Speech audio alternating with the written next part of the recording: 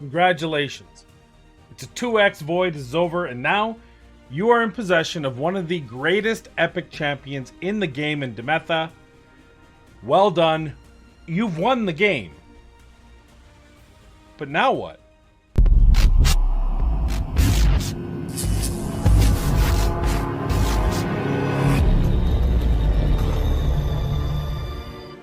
Hello everyone, welcome back to the channel. I am Madcapper, and there's another video on Raid Shadow Legends. You've pulled Demytha, now what is the question? Indeed, if you're a new mid or even late game player and this is your first Demytha, this might be your new foray into a whole new world. Now, Demytha by herself is an amazing champion. She can activate so many things. I have a Demytha that I use in the Iron Twins to help with so much stuff. Consider this the I built them so you don't have to series for Demytha, but of course Demytha is more than just a one-trick pony. So we're gonna have to do a couple different series because frankly, I can show you today briefly and talk about some of the areas you can use her, but there's one area that we all know she wants to be used, and that is the clan boss. So I'm gonna go through a couple different videos showing you how to bring Demytha into the clan boss and how to pick the right team to maximize the value out of an amazing champion that'll change your account and its trajectory forever. I get it, it's a pretty bold claim to say that one champion can change your entire account, but if you don't already know, there are champions that can do that, and this is absolutely one of them. This is my second Demytha. I use her in areas other than the clan boss, and I wanted to just take a brief touch on this just so you're aware that it isn't just like Demytha, clan boss, or bust. She is so good in so many areas, and the reason why is her kit does multiple things. Her block damage is what activates her so well in clan boss, but her A2 and A1 and of course the block damage make her so usable everywhere else. And let's just talk about that for a second. We all know about Channel the Bloodline, which places block damage buff on all allies for 1 turn, and a 15% continuous heal buff on all allies for 2 turns. This is really great in all dungeons. It gives you an opportunity to take a breather. Even when you're using her not in a 3-1 comp, which typically you're not going 3-1 in a lot of dungeons. Having that ability to heal your team while blocking damage for a turn is absolutely integral to getting through certain areas, progression in dungeons, progression in Doom Tower, and especially things like the Sand Devil or the Iron Twins. She can help you survive by giving your whole team a chance to just heal up, reset, get back into things because they don't have to worry about more and more damage coming in. This turn is there for you, but that's not all. This is one of the most underrated heals in the game. It is absolutely monstrous when paired with the right champions. This increases the duration of all ally buffs by 1 turn, decreases the duration of all ally debuffs by 1 turn, but it heals by 2.5% of their max HP, and then a further 2.5 for each turn added or removed from the duration of buffs and debuffs by this skill. When you consider what that means, you can take a champion and you can get a 2.5% heal. Not that big of a deal. But now you pair that champion with Gorgorab and suddenly you have 3 buffs. She's extending the turns of those buffs by 1 turn, and now she's giving you a total of 10% of your HP heal. Well, hold on. What if we add more champions? Say a champion with Strengthen. Say there's a couple debuffs on your team. There are so many different ways. There's unlimited number of ways to activate this skill. And I'll show you really quickly, though I won't do a run because I don't want to take too much up time on this. But I'll show you a run in the Iron Twins. Oh, if I have a key. Oh, I have enough. Oh, you guys are lucky. I will do this for you. I do this for you at 4 o'clock. I got 2 hours to use those up. So you can see what I have here, and let's just take a quick run, and then I'll burn the energy here. I'm going to show you how many buffs we can get up here. See that heal? Not that much, right? But now we've got 3 buffs on. But guess what? We're going to have more buffs pretty soon. Now we have 5 buffs on, right? You can get these buffs, and now 5 times 2.5 plus the one before, suddenly you're healing for a significant amount. And I don't have Strengthen in here. I don't have increased resistance in here. There's a lot of different buffs you can use in the Iron Twins to be able to activate this. So I'm going to end this battle now, but I just wanted to kind of give you an idea. It doesn't take much to amp up the buffs on a team and get yourself to 5, 6, or more buffs so that you can truly make use of that. Also keep in mind that it'll also remove debuffs, lower the turns, and each turn up, each turn down gives you an extra 2.5% heal. So she is very, very strong in that. The last place, of course, to keep in mind, if we go here, is that she also has an A1 that puts a little baby shield, which can be awesome. She attacks one enemy 2 times. Each hit places a shield buff for 2 turns, equal to 10% of this champion's max HP on the ally with the lowest HP, except this champion. It's very similar. I would call it the poor man's version of, if I can find you, of Duchess Lilitu, who attacks one enemy 2 times, puts a shield buff equal to 10% of this champion's for 2 turns on this champion and the ally with the lowest. So it's very similar. This ability is very similar, except for this ability puts it on Duchess and another one, whereas Demytha just puts it on the lowest HP, the ally with the lowest HP. And that is a savior, absolute savior. Also keep in mind, this is a good 3v3 champion, very underrated. She can block damage off of turn 1 and she can heal. She can reduce debuffs and increase buffs, all those sort of things from her kit. She does not put debuffs out, so keep that in mind. She can't, you know, the whole crap with polymorph, not going to be her problem. So she is sneaky good in there. But with all that said, there really is one place you want to use her. So let's stop messing around with everywhere else in the game. She's absolutely S tier in. Let's talk about the area that she is in a tier of her own. That's the clan boss. So how do we use her in the clan boss? Well, the way I use her is this team right here. Or at least until about half an hour ago, when I completely demolished this team and made a new team with Demytha in it to help newer players and mid-tier players that have just gotten Demytha build out their team. Now, this team is the basis of any good team in a Demytha comp, but you can see here I have 2 damage dealer. This does great. I even put Errol at the beginning because I wasn't using him anywhere else, and they needed that Force Affinity champion. So this works really well, but this has some stats that are pretty unattainable when you look at the overall here, and I'll show you the team. If you have the stats to do this, congratulations. Skip past this video and just go over to the Myth-Fu team setup on deadwoodjedi.com and use that. If you don't have Fushan, that's fine. Use any champions. You just have to increase the stats to, and that's what I do here. You just have to increase the stats so that it matches what's on the Myth-Fu without that 24% speed aura.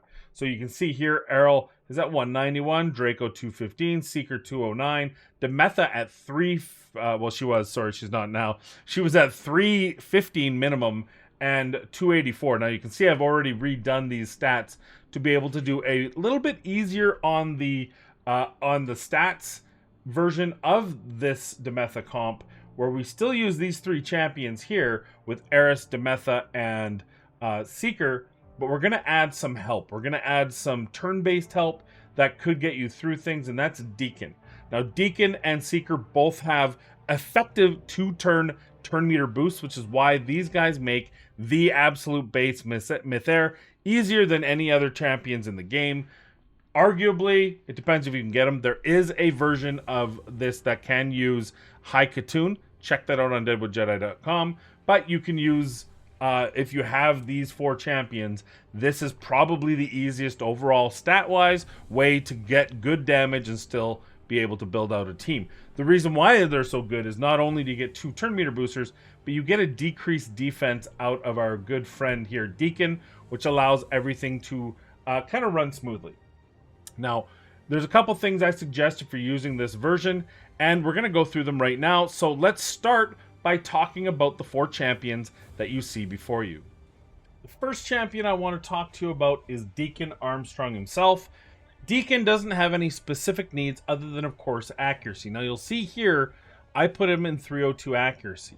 That's because when I use the Hell Hades Artifact Optimizer, I did so with a thought in mind that I have a Great Hall that's probably well more established than many of you that might be trying this.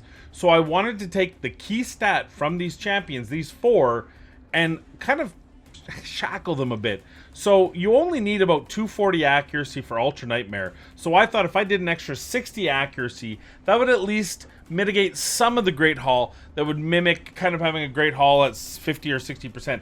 I can't undo my Great Hall. I can't stop that from happening. So obviously my stats are going to be naturally stronger. But the other thing I did, and I'll show you in the Artifact Enhancer how we actually set it up, but I made sure to make my damage dealer Seeker only have a maximum of 240 crit damage just to cap him a bit. My current one was at 302, so that's actually a significant drop in his damage.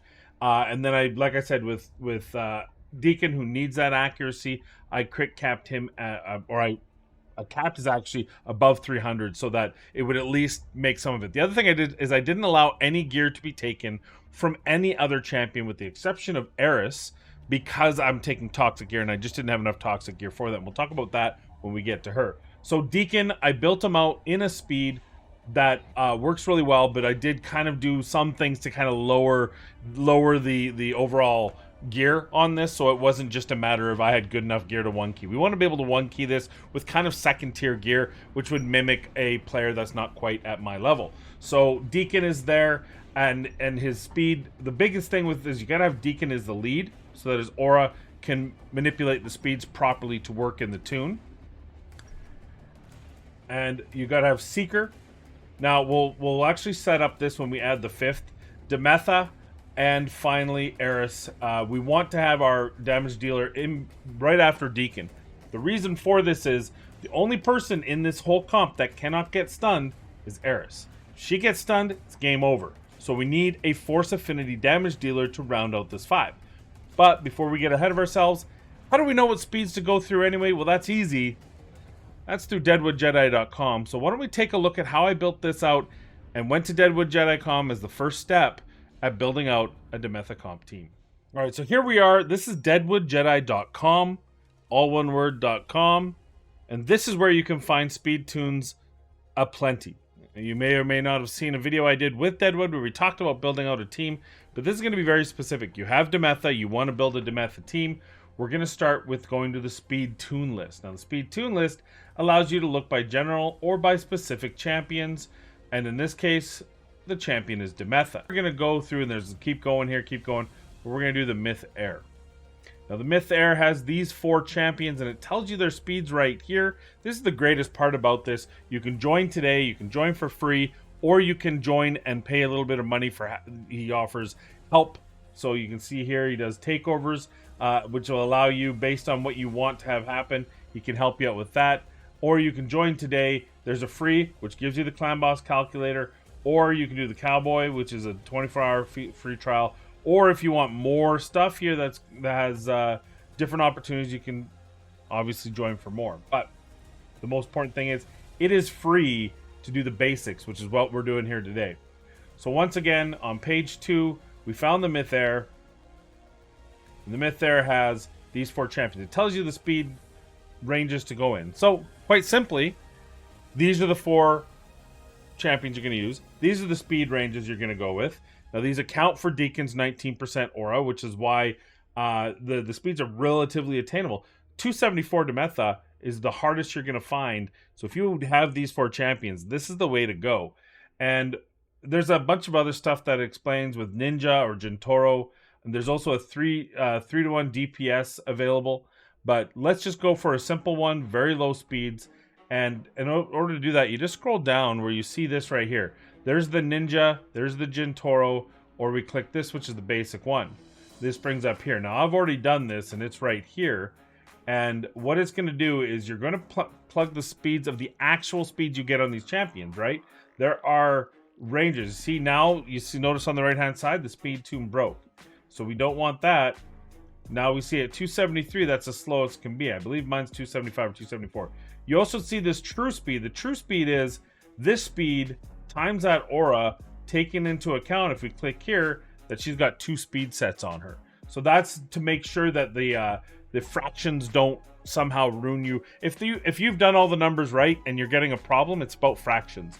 And so that's why another reason to come in here and be able to run your team and be able to figure out. The other thing you can do is you can change this to Spirit Affinity, for example. so you can see that it makes that this works with the speeds you have.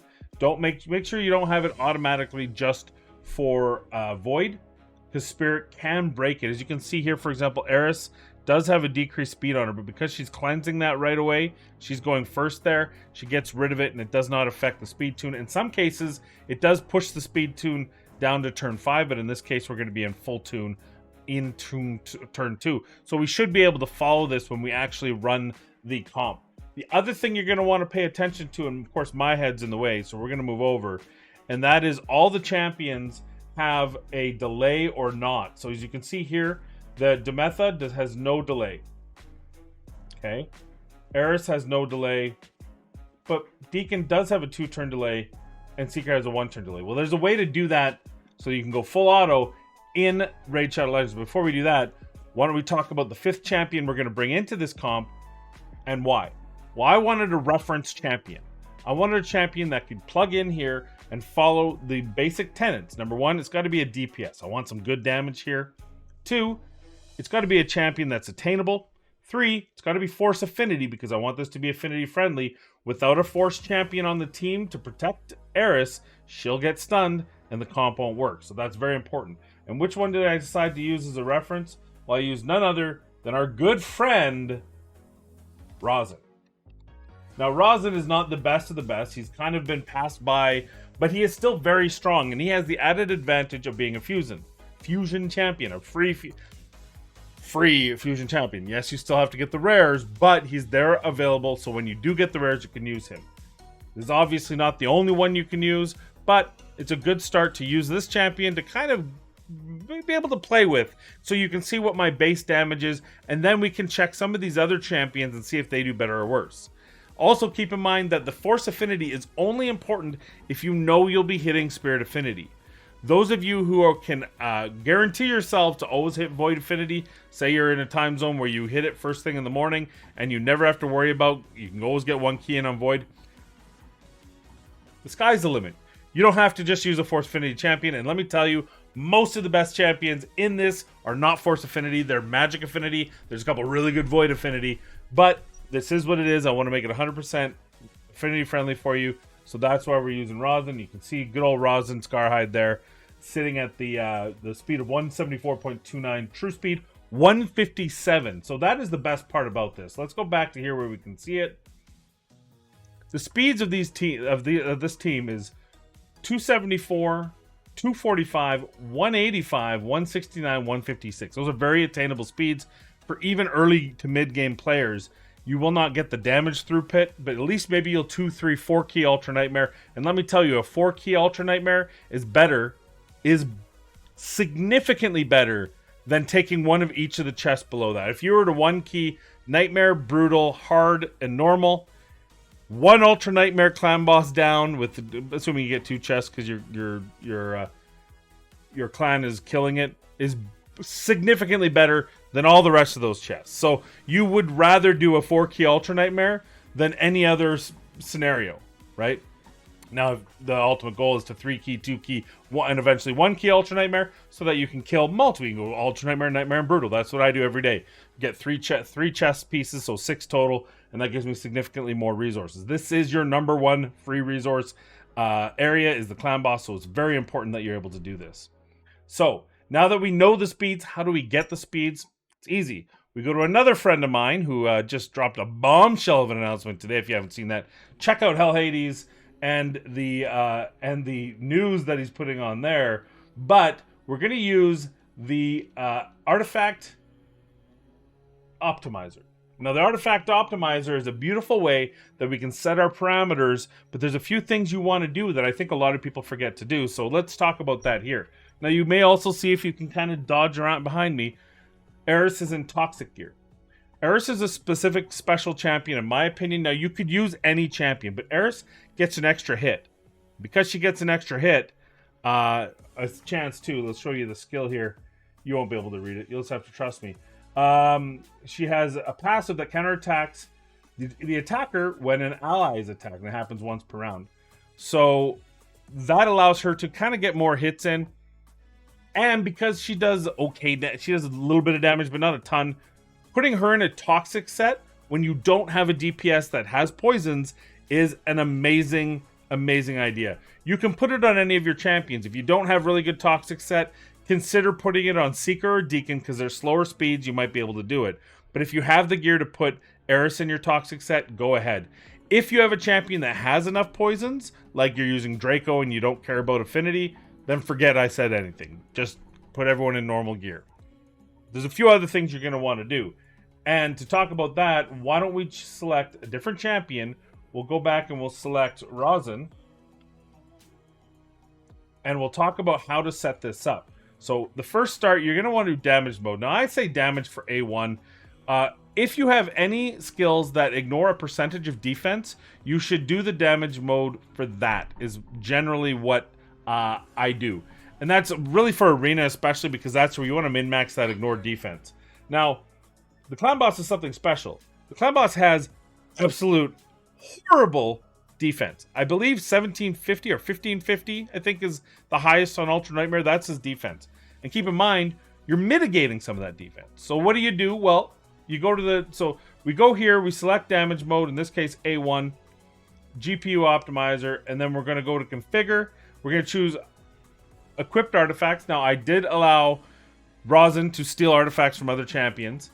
I didn't let the others, except for Eris. I had to steal a couple of Chigurs, but that's important just because you can, you know, if you're like, well, I don't want to lose anyone I have equipped, you can just click that off and it'll find the best. We can even do that for this. We're not going to change his gear anyway. Then you go to the battle screen. I think this is where a lot of people ignore. And there's a couple things that to make note. First of all, you can select the area, clan boss, select the stage, Ultra Nightmare. This brings up the Demon Lord. You see his defense is 1520. Well, I can click here, and I knew that no matter who I was using, Deacon was going to put a decreased defense. But in this case, we also have a weaken, so I can actually click that weaken, and that's going to tell you how much of his defense he's going to mitigate and be reduced, and how much damage you're going to do, because there is a finite amount of ignored defense you can have for it to be reasonable. And that's why typically you don't use Savage in the clan boss. But rather than trying to tiptoe around Savage, if you set this up, the system will automatically it will not pick Savage. I promise you, it will not pick lethal unless your gear is and your overall stats are low enough that using Savage will be of better benefit to you than not. And this system knows how to do that, which is really nice. That's why we want to set up the clan boss. If you're only doing Nightmare, you can set it up for Nightmare. This also works really well for Hydra. If you're setting up an enemy max HP champion or any boss that only allows for a max 10%, use this, go to that area, select it, select any sort of the defense mitigation you have, and it'll calculate what your best gear is to use, sometimes with Savage, sometimes without. I also have, actually I have two because I'm an idiot and I didn't realize that I had two. I have two that have a 5-star Blessing of Cruelty. This isn't the gear set cruelty, this is the Blessing cruelty that reduces damage. So we want to let the system know I have that, so at max, after they hit 2%, I have two 5-stars. So they're going to tag team it until it's at its max, which I think is 15% or something to that effect. But so we want to make sure it knows that. If you're doing Hydra, for example, perfect. You can prioritize for defensive stats after hitting 10% of the target's HP, which is for like your Royal Guards, your Husks, that sort of thing.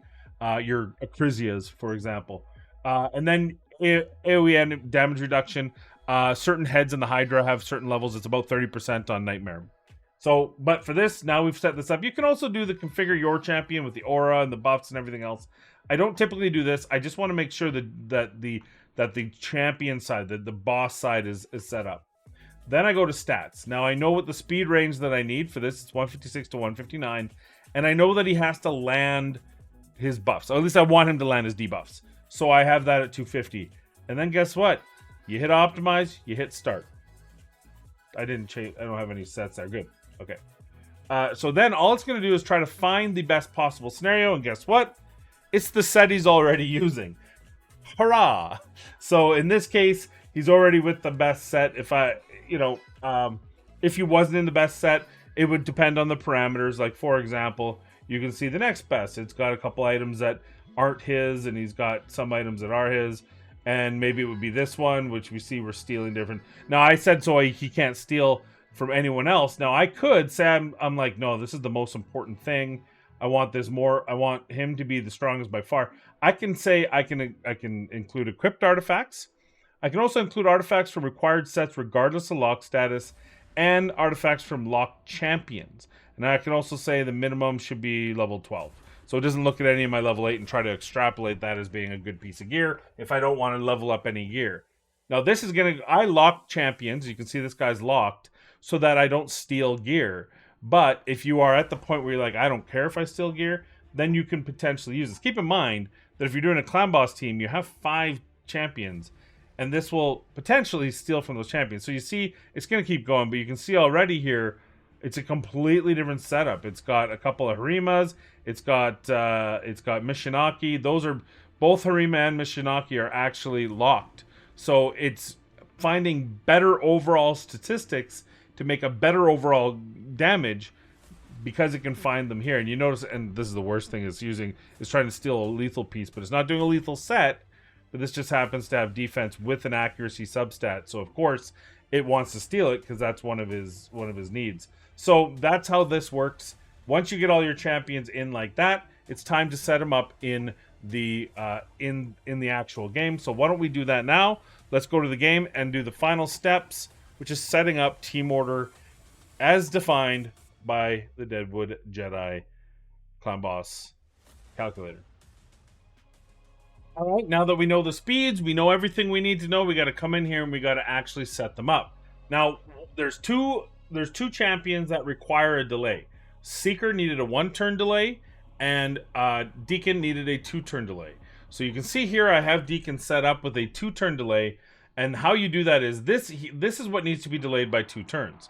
So the first turn we want this, but if that were the case, it would only be a 1-turn delay. It would go sweeping into time compression. However, if we tell it to open with Mesa Contempt, turn 1 it'll do Mesa Contempt, and then it'll automatically go to this because it's the priority, and whenever it's not on cooldown, whenever it's not on cooldown, and then it'll do time compression. And because these are both 3-turn cooldowns, that is how that'll work. You don't have to do anything extra. If they were different cooldowns, one was 3, one was 2, for example, or one was 4, one was 3. Then you would have to actually manually do a run to make it work until it was in sync. But in this case, we don't have to. We can set it up like this. Rhazin, we're turning off Bogdown. It doesn't use Bogdown anymore, but it's old habit.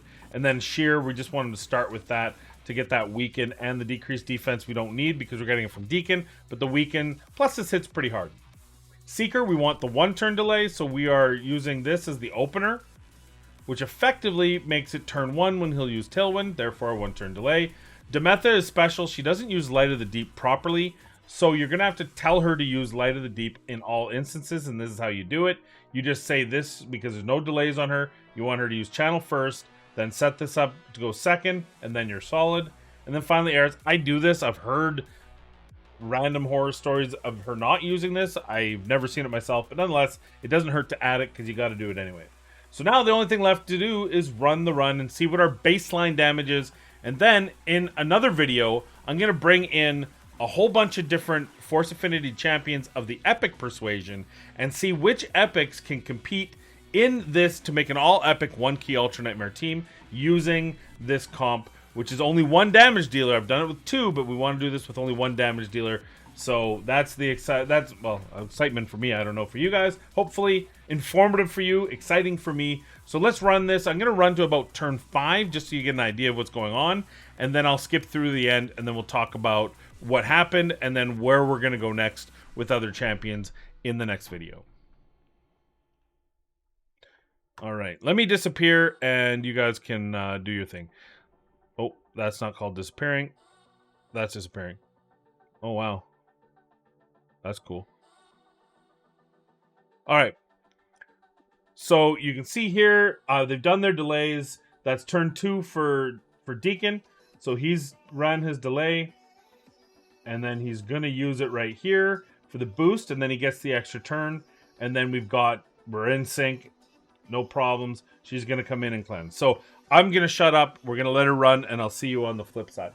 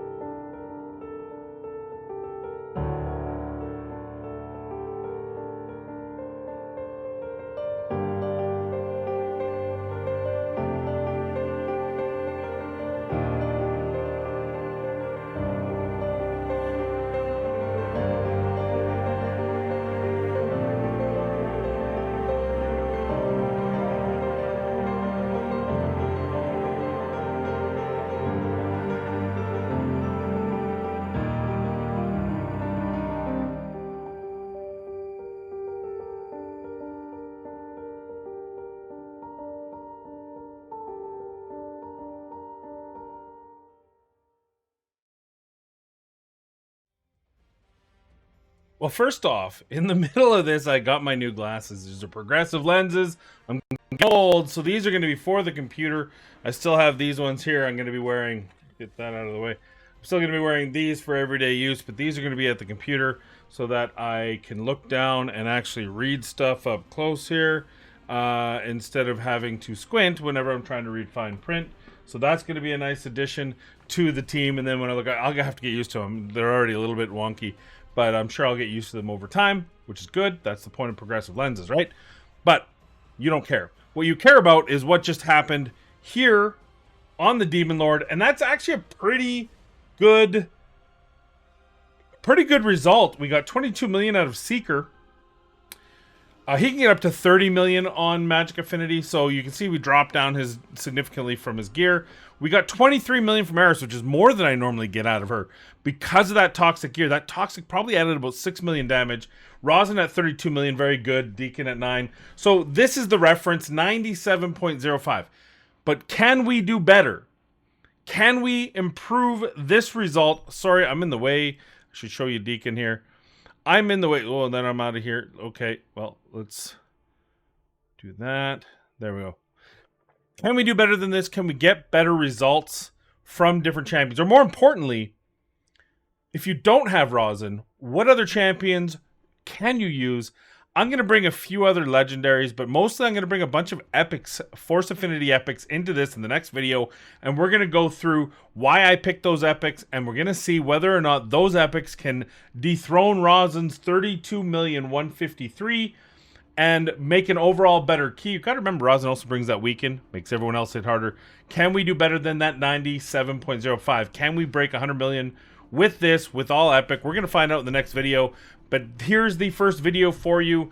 What I will say, comments down below, what epic, what Force Affinity epic would you like to see me test out in this comp? Let me know in the comments down below, and I will do my best. Also, We have started memberships on this channel, so if you like what I do here and feel like you want to support me for as little as $1.99 a month, you can support the channel and help me grow this channel out and continue to make videos.